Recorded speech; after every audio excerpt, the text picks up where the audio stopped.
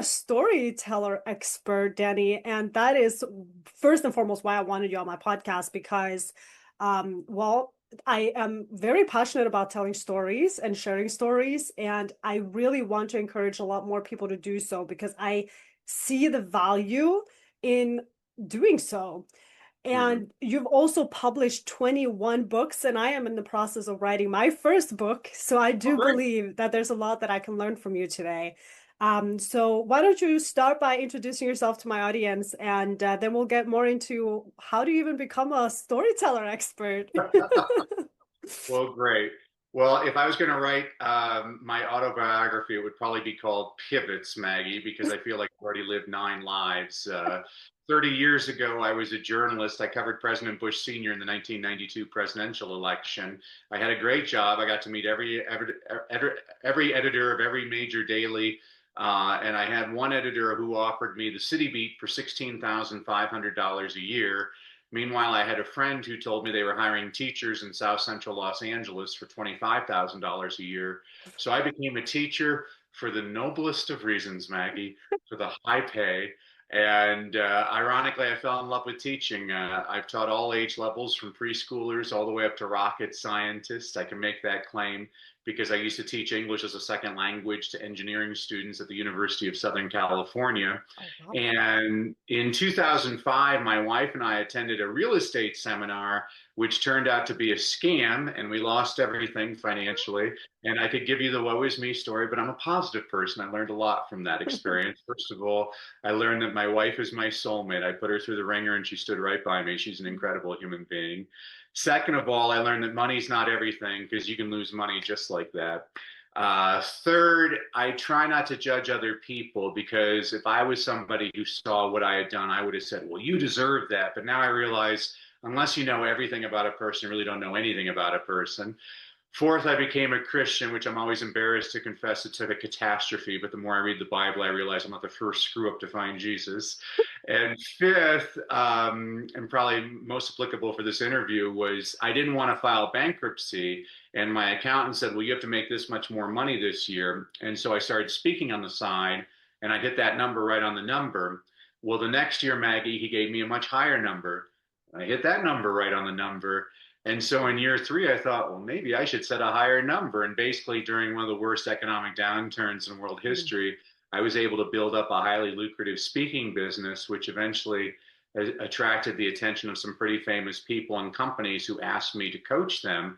And I have to confess, I really resisted coaching for a long time, Maggie, because you have to know this about me. I'm obsessive compulsive. I will not let you fail. I will be on your back, holding you accountable until you succeed.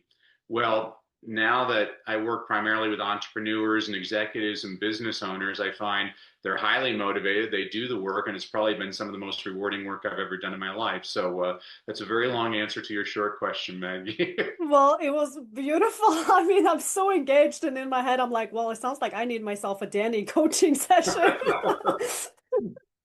I mean, I'm definitely in. I think I can acknowledge at this point that I fall under the category of like a young entrepreneur. Right. Well, because I can totally relate to what you were saying about resisting this kind of shame related to saying that you're a Christian. I've also had to battle that shame a little bit in the sense that I grew up in a country that is values are based on Christianity, but somehow everyone is atheist. So it is very challenging. Somehow I think people think that um my brainwashed or something, but in all truth and honesty, I have so much peace in my faith in God and in what God is doing in my life, so I could relate to that. All of that to say is I thought it was funny when you said that I'm not the first screw up who found, well, I don't remember the words exactly, but you found Jesus essentially. And can you was it related to that period with your wife when you lost all of your money, that kind of became front and center? That's when you realized that you needed Jesus? Yeah, well, I was really blessed. A gentleman who I didn't know, he agreed to help me confront the guy who conned me. And Mm. um, while we weren't able to get anything from the con man, my wife saw a major difference in me right after that. I looked at her, I said, Peter didn't know me from anybody, and he just spent 2 hours trying to help me resolve this matter. I want to be more like him. And he was a real Mm. great Christian. He is a great Christian man. And, you know, I try to be, I try to live my Christianity as a verb, not as a noun. Too many people say they're Christian and they're real jerks. And, Right. you know, so I liked what you just said. It doesn't matter, you know, all the rituals and things like that. You have your own personal Yeah. relationship with God, and you know, every day that's my prayer is make me better today and help me Mm. serve you. And that hopefully I'm doing all right with that. I can get better every single day. I mean, it sounds like you are. It sounds like you're helping people all over the world, and it's been kind of the throughput throughout your life that that is what you've been doing since starting the teaching job, etc. And but did you have a teaching degree? Like, how did that even come to be? Because I've thought about going down a similar path. I would love to be teaching, especially I remember when they were talking a little bit more about bringing mental health and mental awareness into schools and stuff in Norway because the education system in Norway is for free. And I Yeah. thought that was such an amazing thing that, yeah, that's exactly what we need in school. And I was in my silent mind, like, that would be a perfect role for me. But you also need all the paperwork and stuff when you're in Norway. And I'm like, ah, I don't want to have to go down that path. I'm already a teacher. Like, how did you go about becoming a teacher? Yeah, I mean, it is bureaucratic nonsense. I mean, some of it's good. I mean, you shouldn't be a criminal and be allowed to teach kids. I was really blessed. They put me in a school district that was so desperate for teachers. Mm. And I don't know if they do this anymore, but it was called an emergency permit. And so I was allowed to teach while taking classes. And so I would teach all day. And then 2 nights a week, I went to class from 4 to 10. And then every Saturday, I went to class. This is for 2 years. And then it was kind of interesting. My third week teaching, I just walked by a bulletin board and I saw that the school district would pay for your master's degree if you decided to go for your master's degree. And I'm like, huh, I'll do that. It was amazing. Out of a district of 1,500 teachers, I was one of only 6 teachers that took them up on that offer. So I got a free master's degree out of it. And then one Wow. of my professors in the master's degree program said, "Oh, you should apply for the PhD program." And so I applied and I got accepted to that. And then they gave me a scholarship I didn't even apply for. And then I got a better scholarship and they basically paid me to get my PhD. And, it was just a whole series of events. But I love teaching just because I loved always having the kids as an audience. And I taught all age levels. And what I learned, Maggie, was what works with 12th graders does not necessarily work with kindergartners, but Mhm. what works with kindergartners works with all age levels. I really learned how to be a teacher by teaching the little ones because they have about a 7 minute attention span. Yeah, that's a good point. I have little nieces right now, and I love using the mental wisdom about like patterns and how they will respond to each other, like especially when it's two little girls and the older sister will do whatever she can to pick on this one. And I can totally see exactly how it manifests itself and what her reaction is going to be like based on what she did, and all of that is so interesting to me. But what I want to hone in a little bit on what you're saying is what I'm recognizing is a pattern in your life is that you're a yes man. You say yes to everything. There's an opportunity, I'll take it. There's like someone mentioned something, you're like, oh, I'll jump on that, but jump aboard that train. Because what I'm recognizing in a lot of the coaching that I do and a lot of these interviews that I have is that there's this complacency or some sort of imposter syndrome that is always going to stop people first from making that decision because there's so many considerations that are happening before the decision making process. What it sounds as though you do is that you're presented with an opportunity and you take it. Is this something you learned from a young age? Can you speak a little bit more about where that yes man mentality came from? I've never been called a yes man, but I appreciate that, Maggie.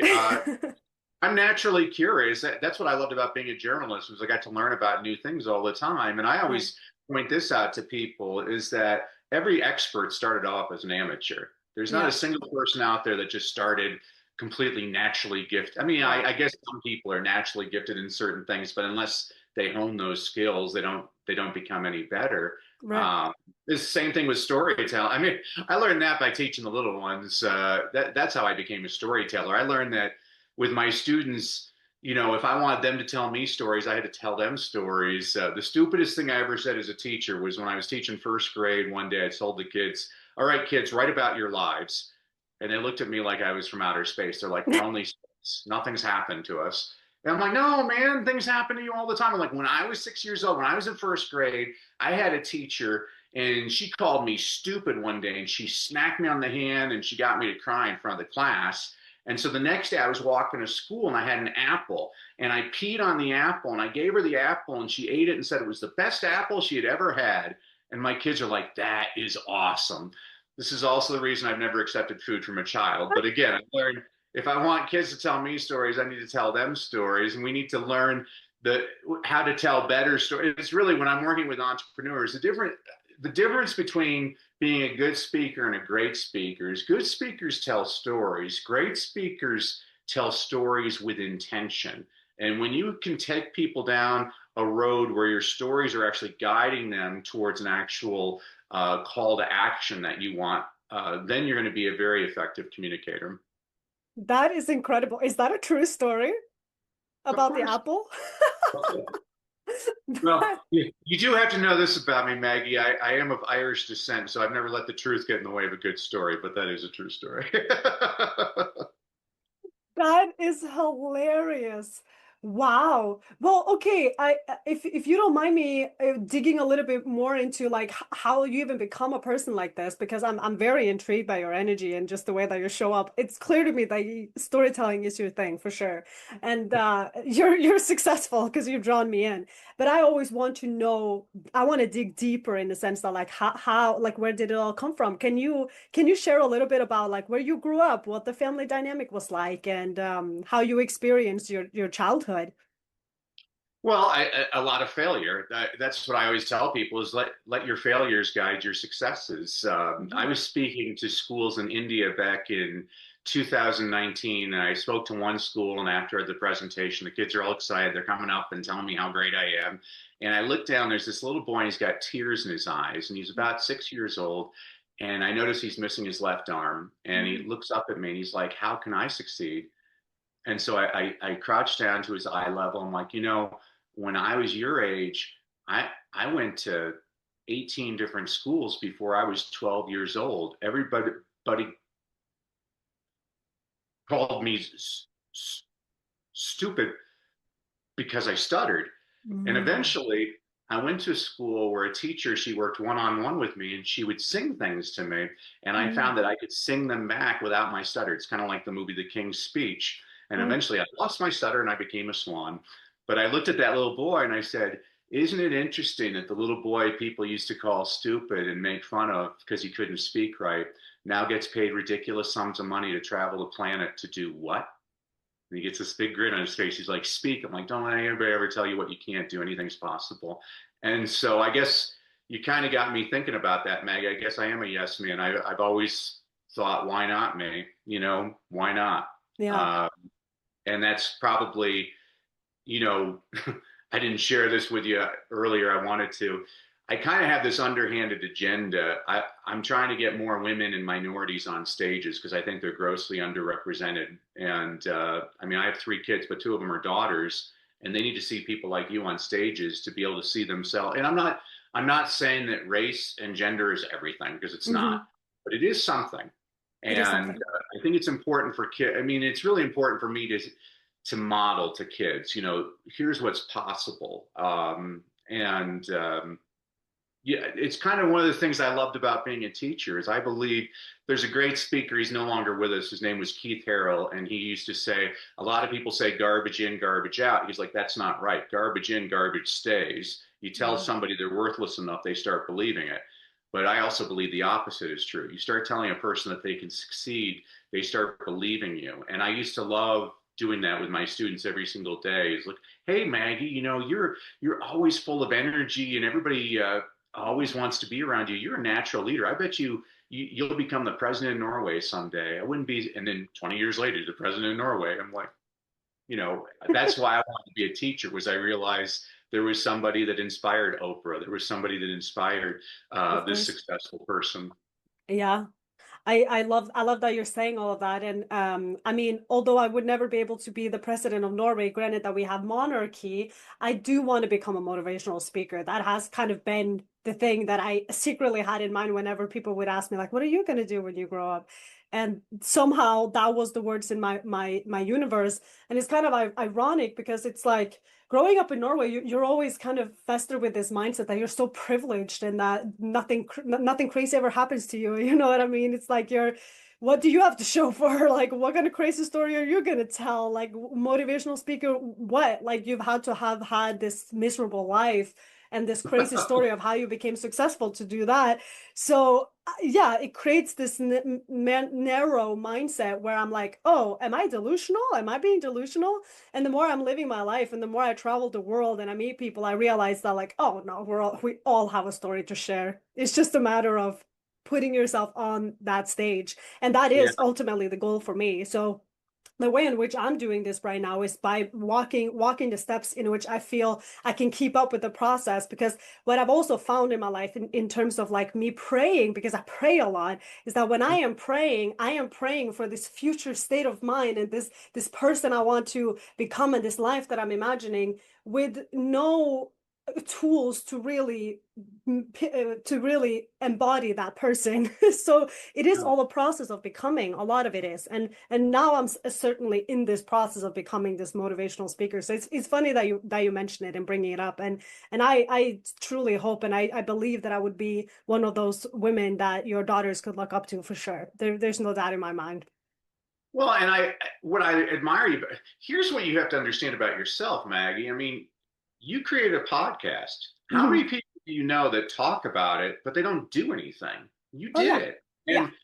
And this is your stage. This is a great stage. This is why I tell people there's only two ways to get better as a speaker. First of all, you got to watch lots of speakers. I watch 10 Mhm. speakers a day. I watch politicians. I watch comedians. I watch televangelists. I watch them in front of big groups, in front of small groups, in front of men, in front of women. Here, I'll give you a ninja strategy. I watch a lot of televised award shows Mhm. because when the person wins the Academy Award, they only have 45 seconds to connect with their audience. Mhm. I want to see how they use their time. Now, most people waste their time. They get up on stage like, I want to thank God. I want to thank the Academy. It's stupid. Nobody's paying attention.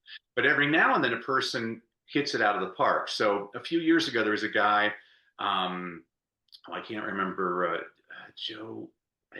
There was a gentleman, I can't remember his name. He was a British gentleman and he won the, Joe Walker, that was his name. Okay. He won the Academy Award for Best Film Editing. Now, this is the Academy Awards. All the important people are in the front of the room, the Mhm. actors. And the camera's scanning the crowd. You can see they're not paying attention. This is film editing. We don't care. Well, Joe Walker, he gets on stage. He's British. He speaks very slowly and deliberately. He says, a lot of people don't know this, but when phrased properly, the term Academy Award nominee can be used as an insult. Well, now the camera's scanning the crowd. You see people leaning in, like, what's he talking about? He says, for example, yesterday I got in an argument with my 17-year-old daughter, and she said, well, Academy Award nominee Joe Walker. All of a sudden, you see everybody laughing. He gets off stage. Denzel Washington wants to meet him. Sandra Bullock wants to meet him. Brad Pitt wants to meet him. Time magazine said he was one of the highlights of the Academy Awards. Well done, Joe Walker. 45 seconds, he was able to connect. And that's what I'm looking for is how can we connect with your audience? So the first way you get better at speaking is you watch a lot of people. The second way, and this is what I commend you for, Maggie. The second way, I've had lots of wonderful coaches throughout my career. One of them was a guy by the name of Jim Rohn. And Jim used to say, you can't pay other people to do your push-ups. Mhm. Translation, you got to do the work. You got to Yeah. get out there and speak. I mean, I guarantee you the first time you did this podcast, you stunk. And the second time you did this podcast, you stunk. But you didn't stink as bad as you did the first time. And now you've been doing it for a while. So it's a Yeah. finely tuned machine. You've gotten really used to it. You're very comfortable. Again, before you're an expert, you got to start off as an amateur. You got to, and my business partner, Coach Jimmy Hayes Nelson, he always gives me a hard time because I do about 10 to 15 podcasts a week. And he's like, why do you do all these podcasts? A lot of them, there's nobody even listening to them. I'm like, well, there's two reasons. First of all, it gives me reps. Yeah. Like you already asked me some questions nobody's ever asked me before. So I'm like, okay, now I have a way of formulating an answer to that question. And so the next time a person asks me that question, I can get a little bit better at the way I answer that. Hmm. Um, and then secondly, I don't care how many people are listening. I just care who's listening. If there's only one person listening and it's the Queen of Norway, that's not a bad, that's absolutely not a bad audience to have. You know, Yeah. you have no idea how connected people are. I've learned when I first started speaking, I had two speaking bureaus I worked for, and I'd get paid $700 a day. And my local library, they asked me if I would do a free presentation. They're like, "We'll get 500 people there." I'm like, "Sure, I'll do it." Four people showed up. All right. Two of them were my realtors. The other two was this Hispanic couple that didn't speak a word of English. But Oh, wow. I, I believe in giving 110%. So I did as much in Spanish as I could. We all laughed and had a great time.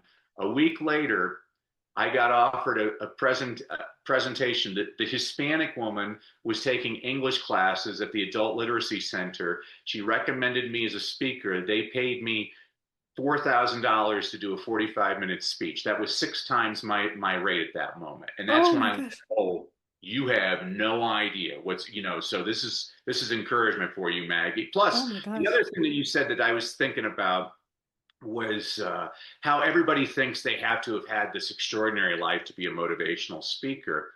And that's not true at all. It's actually the more normal stories are what connect better with people. I'm coaching a guy right now, Maggie, from Saudi Arabia, and this guy's crazy. He climbed the highest peak on all seven continents. He swam with sharks in Madagascar. He did the Iditarod into the North Pole. I look at him, I'm like, nobody can relate to you. Nobody in your audience has climbed Mount Everest, but everybody in your audience peed their pants when they were in elementary school. That's a good story. And that's what you're trying to do when you're trying to speak and really connect with an audience. The way you connect is, hey, I'm just like you. I always tell people in the first 5 minutes of your presentation, you got to forgive me, I'm a former teacher, so everything I do either rhymes or it's alliterative. So in the first 5 minutes of your presentation, you got to rap. You got to show you're relatable. You have to demonstrate your authority, and you have to share your purpose. So relatable.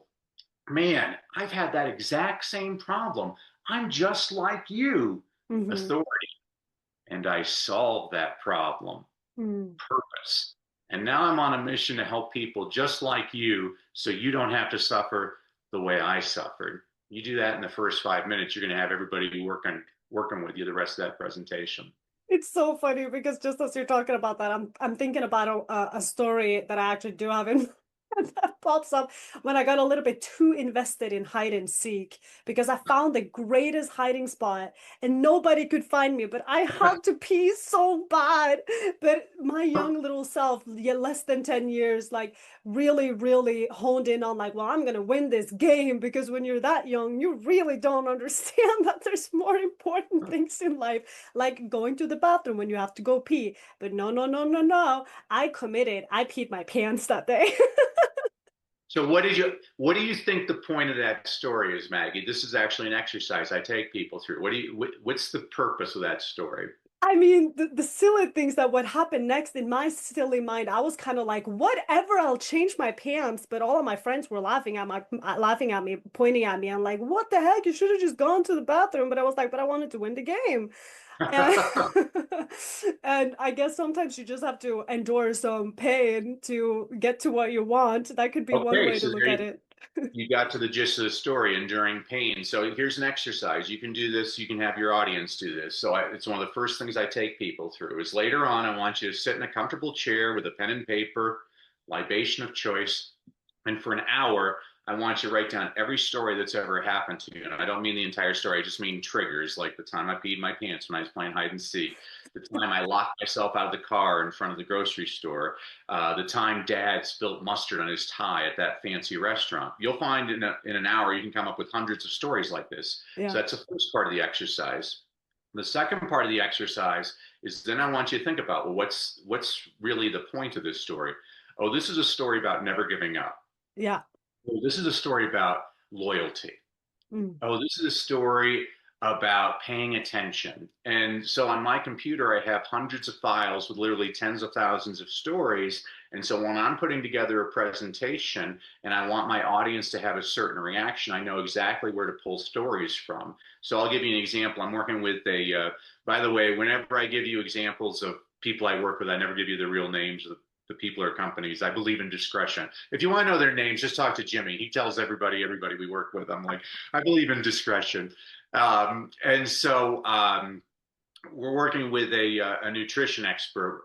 We'll call her Dr. Kathy. And so Dr. Kathy, she grew up with this really rare intestinal disorder. And so no doctor could actually figure out exactly what kind of diet to give her. But she's created this great diet that helps women overcome this disease. And so she has a 90-day program for 1997. And she made a big mistake. When I was watching her the first time, she ended with her call to action. I'm like, you can't do that. You're ignoring half of your audience. So I've always said that there's two types of people in your audience. I'm going to be stereotypical and say it's the husband and the wife. The Mm-hmm. husband is Joe Friday. He's the guy sitting in the audience like this, and he wants just the facts. All right, how much is this going to cost? What do I got to do? How long is it going to take?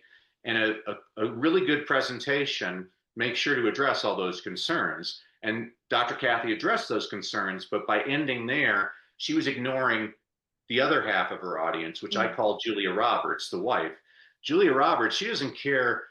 She doesn't care how much it costs. She just wants to feel good. I like listening to Maggie's podcast because I always learn. I always feel like it's my long lost sister. Maggie's great.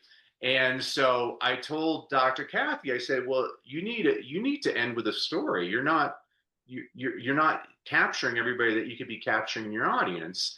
And so I said, well, what do you want your audience to do? She's like, I want them to buy my program. I'm like, yes, I know you want them to buy your program. Went on like that for 5 minutes. And finally we got to the heart of it. She's like, well, I want the women in my audience to understand they can't do it on their own.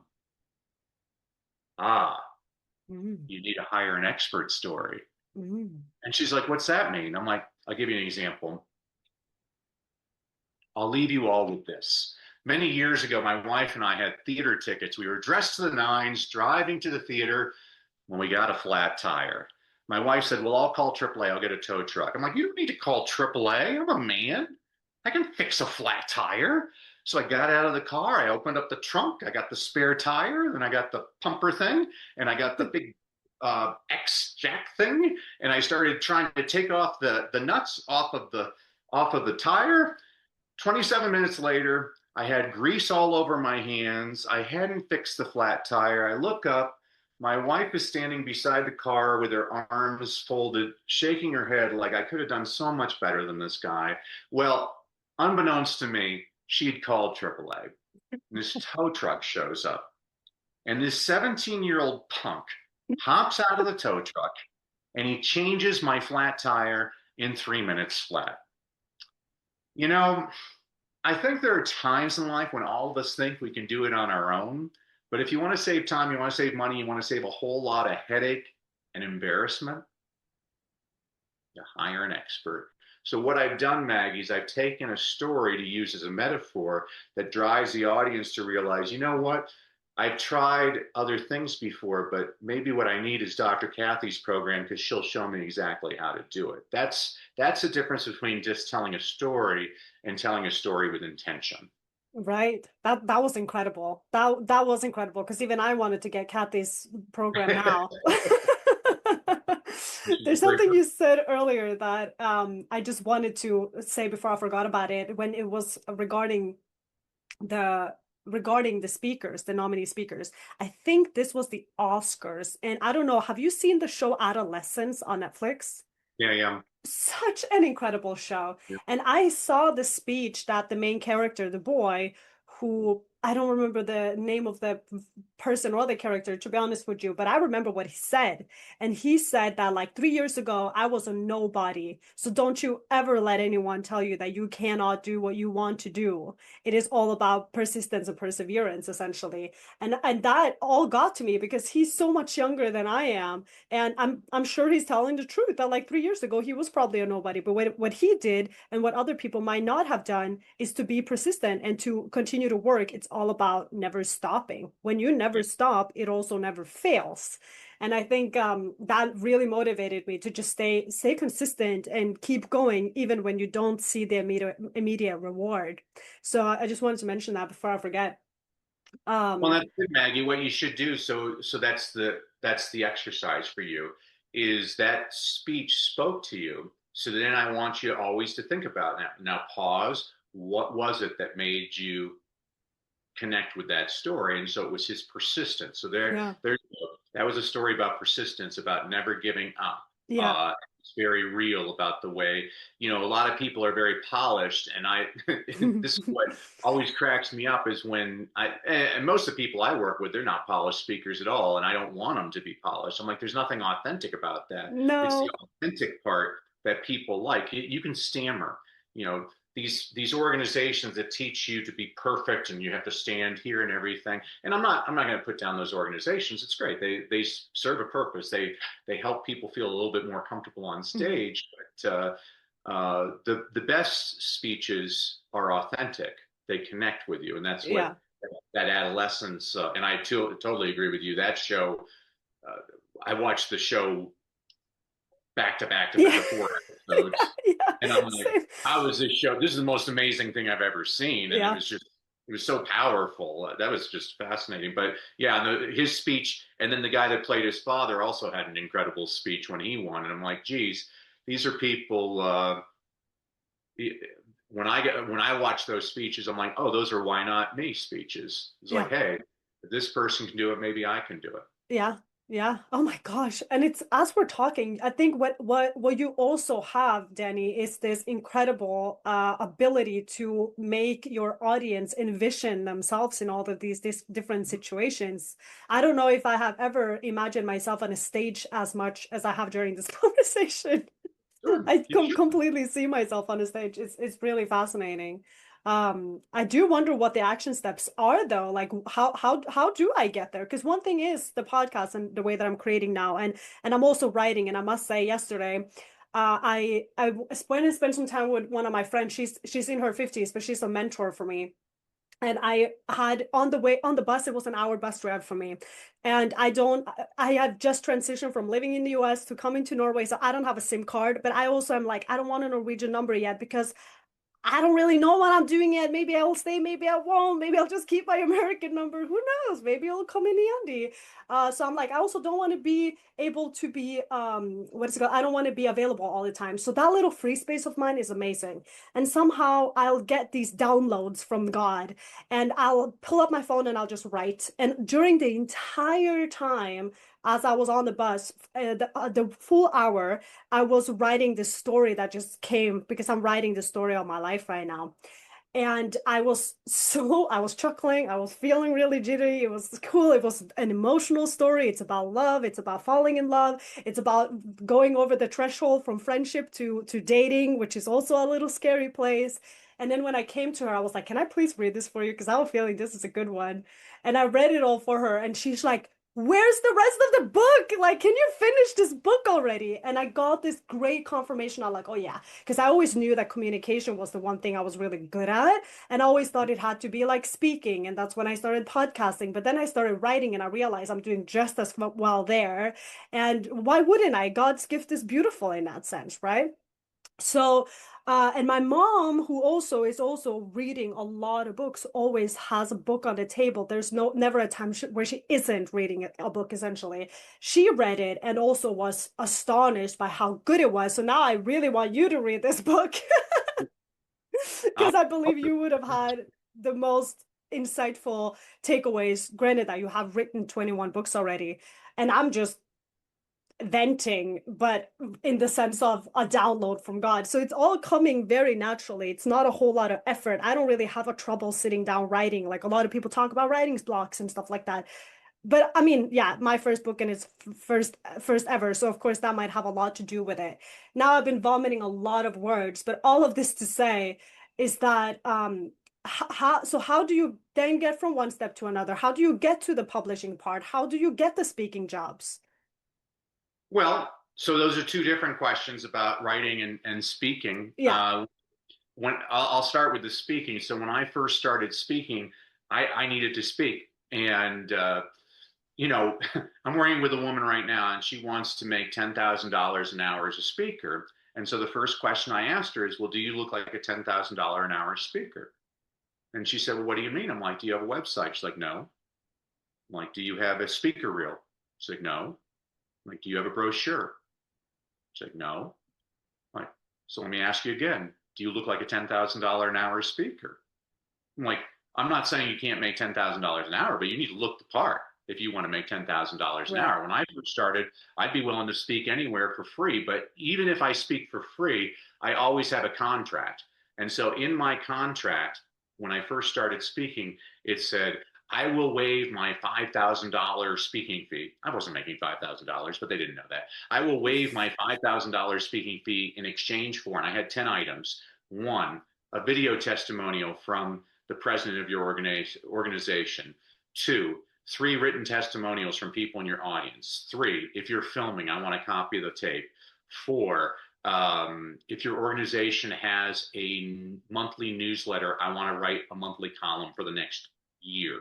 Mm. Uh, Five, I want two referrals to other organizations that could use me as a speaker. I mean, I gave that, everybody signed that contract, and I was always interested to see if people would do anything. Everybody did at least one of those 10 things, and some people did all 10 of them. And within a year, I had hundreds of testimonials, I had video of me, and so I looked the part. Right. And I would speak anywhere. I mean, even in small towns in Norway, they got service clubs. They've got Rotary Club and Lions Club and Optimist Club. They got schools. They got Chamber of Commerce. They got churches, synagogues. You can speak anywhere. I mean, I speak a lot.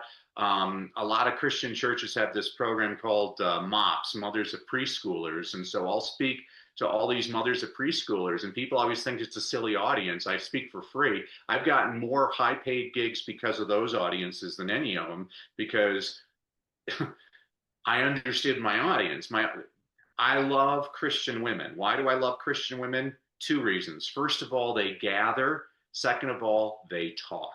And that's what I need. I need people that are going to push me out Yeah. everywhere. So Yeah. if I were you, Maggie, I would be, I mean, and your podcast is an excellent example of, hey, you're out there. This is a stage. You don't realize it, but this is a stage. Hmm. There's somebody out there that's watching this. And it might not be today, it could be Hmm. 10 years from now. I mean, I just spoke in Montevideo, Uruguay. This woman who booked me, she's been on my email list for 11 years.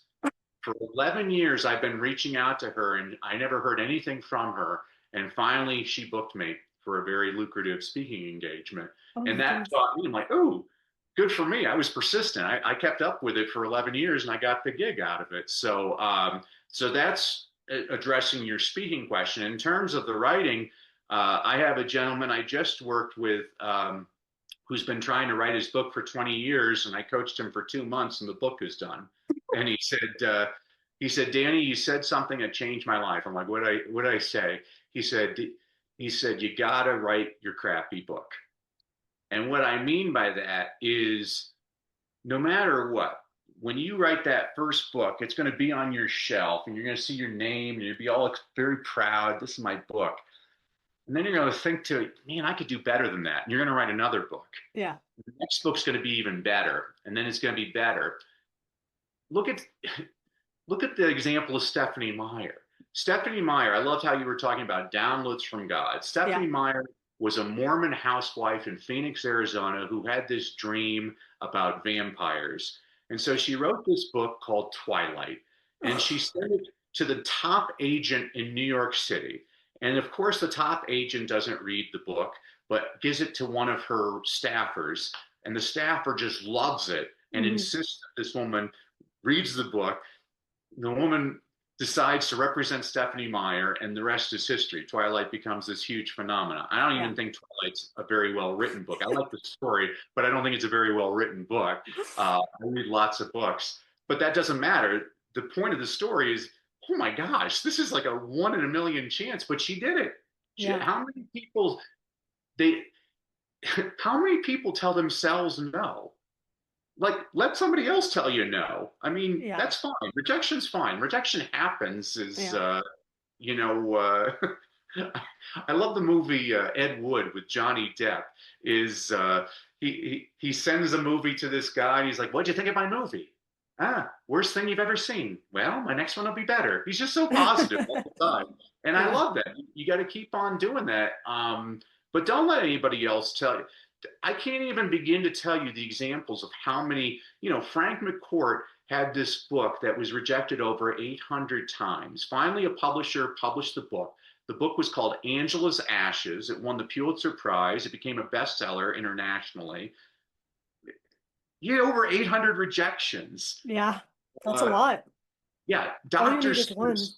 Yeah, Dr. Seuss. And to think that I saw it on Mulberry Street was rejected 28 times, and then if he had just accepted somebody to tell, oh, you're not good enough. And he almost was there.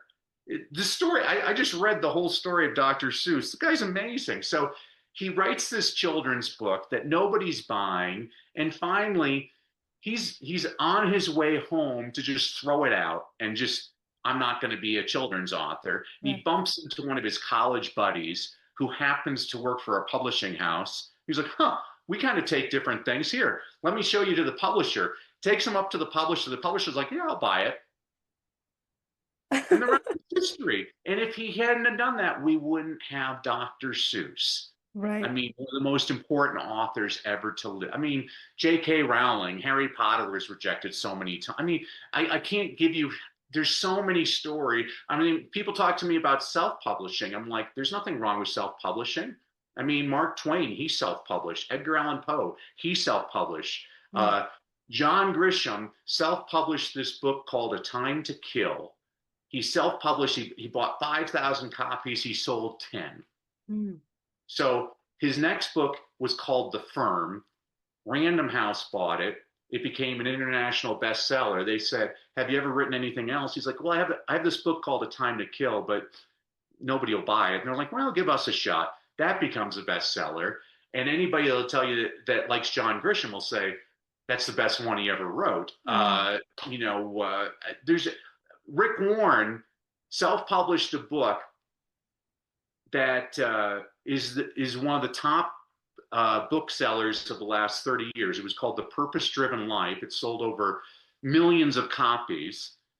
Again, people telling me couldn't do it. So, like, Maggie, like, you have a responsibility. Yeah. Those downloads from God. I mean, you have a responsibility because, again, it's not for you. In the last book I wrote, Misfits and Crackpots, there's this great story of these two women, um, Agnes and oh gosh, geez, I'm going to lose. How am I? I'm so forgetful today. It's Agnes and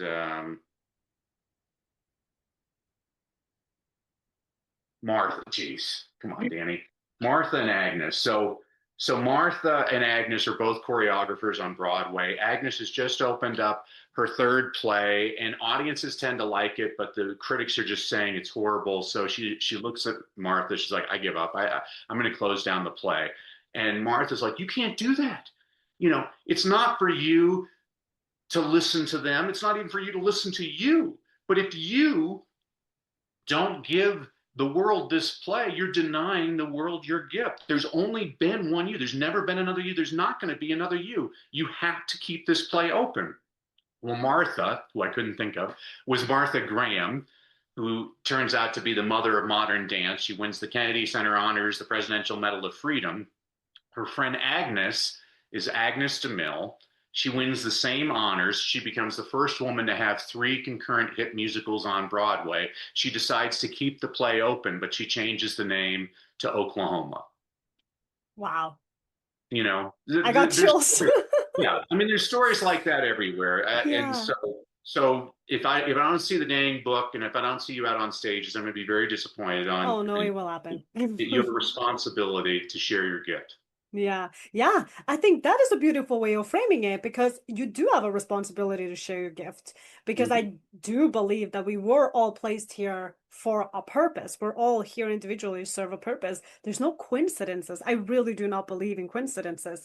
And of Mhm. course, I mean, typically we don't when we are religious. It's kind of like everything happens as a result of God. And I Mhm. find that somewhat liberating because the more I learn to surrender, the more I learn to listen to those downloads, because there's always going to be the quietest of voices in the back of your mind that you're not listening to when you're letting all of the noise on the outside world take over. And it is when I just like allow myself to just listen, sit in the stillness, listen, what is actually being communicated to you? What are you supposed to learn from this? And when that happened, it was way easier for me to do the things that I find enjoyable to do, such as talking in my podcast, inviting guests onto my podcast to have conversations, to learn from each other. And also in the writing process, it is no longer this great effort that I have to sit down and put down all of this time. Like I have to wake up at 7 and I have to work until 3. It's like, no, that doesn't work. I work when I work. And last night it happened to be from 5 p.m. to 6 p.m. on a bus ride to the other side of town. And I wrote this incredible chapter. So in the process of surrendering, everything becomes easier because now it's coming to you because you're no longer forcing it. So that's how I know that all of the things that you're saying is true for me. I don't have any doubt about that at all. And a huge part of that is letting opportunities come to you and you not necessarily forcing everything. And of course there's this responsibility to put yourself out there, get in contact with people, but like you said, I'm already doing this on this platform, and truth be told, I'm not contacting most people to come to my podcast. Most people are contacting me to come on my podcast. So it's true, all of what you're saying is true. And I'm experiencing it in real time now that I'm daring to surrender. And that is scary in a world where it's everything is moving really fast and we're introduced to all this new technology none of us know the consequences of yet, but we already knew. Now that we've kind of been in the process of social media, for instance, like now that we live the world of social media for a long enough time, we've seen the consequences now that we didn't know before. But now we're presented with this new thing that's even faster, even more efficient, and has even more information and is helping even more people. We don't know the consequences, but as long as we allow ourselves to be a part of it and not be afraid of it, then it can actually come to our advantage. And the truth is that we don't really have that much of a choice. The bottom line, right? Well It's a, said. I love it, yeah. and I like your process too. I spoke in an event with a pretty famous author, and you'll like this, Maggie, because I asked him, "Well, what's your writing process?" And he said, I just always have a notepad because before I go on stage, I got 15 minutes of spare time, so I'll just write some things down. And when I'm waiting for airplanes, I just write some things down. And he's like, Yeah. a lot of people say, "Oh, I would get a cabin up in Colorado in the mountains." He's like, "If I had a cabin in Colorado in the mountains, I'd just be staring at the mountains all day. I'd never get anything done." And I'm like, you know what? I like that. And everybody has a different. Some people that's the way they get their book done. A friend of mine, um, she's one of the best-selling writers in the world, and what she does is she rents a room at the Ritz Carlton for a week in New York City, and she writes a novel in a week. It's an amazing process. I'm like, okay, well, that's one way of doing it. Yeah. Some people like this other guy, he writes on 1 hour bus ride. I mean, I just think everybody has their own. You look at Woody Allen. Woody Allen writes from 9 to noon, 7 days a week. He's been doing it for 50 years. I mean, that's amazing discipline. But Yeah. not everybody's like that. Some people write in the morning. Some people write late at night. Some people scribble things on napkins. You got to figure out what works for you. Yeah. Well, okay. So that triggered something in my mind, because I do believe that we all kind of have, well, maybe not all of us, but a lot of us have this inherent doubt. And that doubt might come from, for instance, the lack of resources, or at least maybe a perceived lack of resources. I can only share from my own perspective right now. And you also shared introductory that there was a time you lost all of your money in and when that happened, it was probably really hard to look forward and be like, oh, how am I going to get all of that back? Or you might have at least thought that. I know for a fact that right now I am in a process. Well, first of all, I am living with my parents in my hometown in the house that I was born and grown up in. And I'm living here with my brother and his wife and my parents, of course. We're all having a great time, and I get to live here for free, which is an amazing privilege. But I don't have a job. I don't have any income. I am betting on myself right now. And that's why I guess this little hesitation in me is sometimes like, but how am I going to get those speaking jobs, for instance, in the US, which is my dream stage, right? I want to be on stages in the US, in the UK. Probably in Norway too. It's just that somehow I believe that that audience doesn't really care about what I have to say, but that's besides the point. And maybe that is exactly why I'll be here. Who knows? I came here for a purpose, but all of this to say is that I have all these aspirations and I know deep in my gut that it's all going to happen. But then there's also this ingrained doubt that is, well, I don't really have the resources in terms of money to necessarily accomplish some of these things. What would your advice then be to someone like me and many people who are in a similar situation be in terms of getting yourself out of that pit or that mindset that is blocking the view from what you're actually trying to accomplish? Read your Bible. I mean, do doubt and worry? Does doubt and worry, do either of those feelings serve you? I mean, it talks about it in the Bible. It's like, why are you worried? I mean, the birds, they get fed every day. Like, it just works out that way. I mean, it also says, when you're talking about Norway, I'm like, it says four places in the Bible, a prophet has no honor in his own hometown. Like, you'll always be an expert in the UK and in the US, but Norwegians will be like, oh, I knew her. I mean, imagine, I always I don't know. I read the Bible differently than other people. I just read it from a sense of humor point of view. I'm like, gosh, it must have really stunk to have been Jesus's brother. You know, Why well, is that? Jesus can walk on water. I'm like, ah, yeah, Jesus. You know, it just cracks me up. But I like it. I mean, turn your worry into prayers. Yeah, I don't believe in coincidence. I believe in providence. yeah. Like there's all of us feel that hesitation. All of us feel that imposter syndrome. I'm not Mhm. good enough. And the people that succeed, they're like, you know what? But I'm going to try. And I'll. That's why I love the movie Rocky. The reason I love Rocky is Rocky.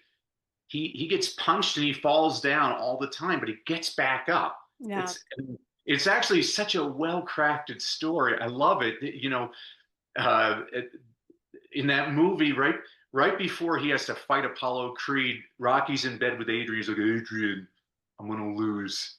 I'm gonna lose. But that's not my goal. My goal is to go the distance. If I can just go the distance with the champ. And people forget Rocky loses to Apollo Creed, but he went the distance. And yeah, so he actually won because that was his objective was to go the distance. And yeah. that's and that story just not just the story of Rocky, but the story of Sylvester Stallone getting Rocky made is also one of the most inspiring stories I've ever heard. I mean, this is just a person that had nothing, that everybody told him what you couldn't do, Yeah. but the people. I say this to my students all the time. I'm like, when a person says you can't, what they're really saying is I can't. Don't let them impose their restrictions on you. Yeah. Like, don't ever let that happen. You know, keep moving forward. Maggie, you got energy and you do things. The world needs doers. We Yeah. don't need a lot of talkers. We need doers. Yeah. No, that's true. I am doing. That is something that I do trust myself to do is I've kind of been having this thought recently because my mom kind of said that on the phone the other day. She told me there's not a whole lot of time between idea and execution with you, is it? And I thought that was funny because I don't remember exactly what it is that we had been talking about, but I think that in the process of me getting this idea that she triggered in my mind when we were speaking, I already had started doing the work to kind of get to the next step. So that is true. I do have this execution ability in me. So my gosh, I am getting so much wisdom from this conversation. I want to keep talking with you for forever. And and now I know that since you do have a coaching platform too, there's an actual opportunity for me to do so, and I will definitely talk more with you about that. But is there anything that we haven't talked about yet that you would love to share with my audience? No, well, as a thank you, Maggie, to you and your audience for having to endure me, I wanted to give everybody a freebie. So if you go to freestoryguide.com, guide like a tour guide, freestoryguide.com, I'm going to give everybody their own well-crafted story blueprint. What this is the actual process that Coach Jimmy and I take our clients through on how you can create your well-crafted story. What this does for you is it takes the guesswork out of where should I put this story and why am I putting it here? And what this means for you is you have a tool that converts all of your audiences into actual clients. You can get that at freestoryguide.com. And Maggie, this has just been a real delight. I love your enthusiasm. Thank I you. expect great things of you.